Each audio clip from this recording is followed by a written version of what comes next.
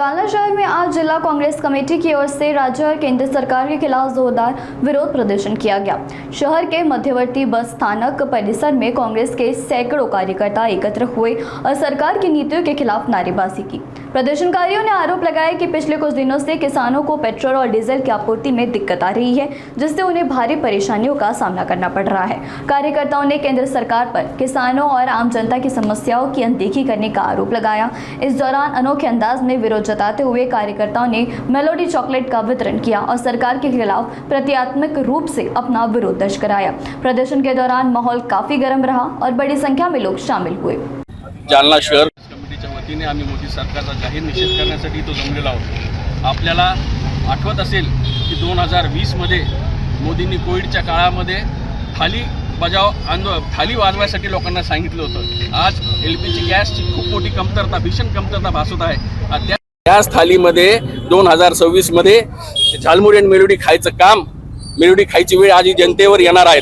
तुम्हाला माहित असेल की गेल्या 10 दिवसामध्ये पेट्रोलचे भाव 4 वेळा वाढले। त्यासोबतच पहिली दुसरीचा पेपर कधी लीक होत नाही, नेटचा पेपर लीक झाला। यामुळे जवळजवळ 25 लाख विद्यार्थ्यांचे भविष्य अंधकारात ढकलण्याचं काम हे मोदी सरकारने केलेलं आहे। शेतकऱ्याला हमी भाव नाही, पेट्रोलचे भाव तर वाढा लागले, पण शेतकऱ्याला पेट्रोल डिझेल वेळेवर भेटत नाही। जर शेतकरी जर टिकला तर हा महाराष्ट्र टिकेल, शेतकरी जगला तर हा महाराष्ट्र जगेल।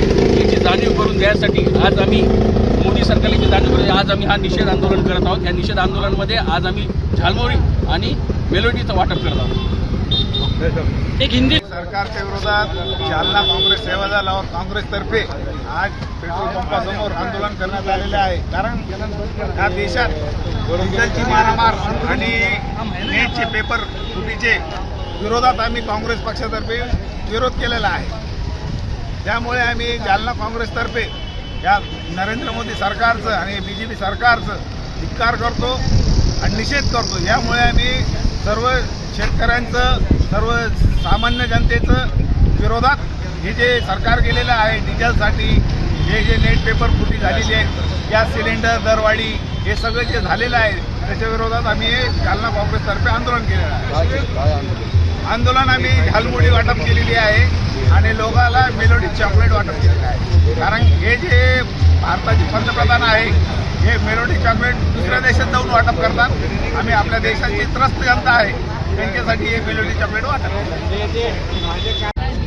डिझेल आणि पेट्रोलचे भाव मुद्दामून टप्प्याटप्प्याने वाढवण्यासाठी आहे, परंतु इतकी महागाई या ठिकाणी वाढणारी आजपर्यंत 4 ते 5 वेळेस त्यांनी या ठिकाणी डिझेल आणि पेट्रोलचे भाव त्या ठिकाणी वाढवले। एकीकडे डिझेल पेट्रोलचे भाव वाढवल्यामुळं शेतकऱ्यावर त्या ठिकाणी ताण पडू लागला। कांद्यासारखं आंदोलन मोठ्या प्रमाणात होतं, 50 पैसेसुद्धा शेतकऱ्यांना त्या ठिकाणी नफा भेटत नाही आणि अशा वेळेस शेतकरी खूप मोठ्या प्रमाणात या ठिकाणी अडचणीत आलेला आहे।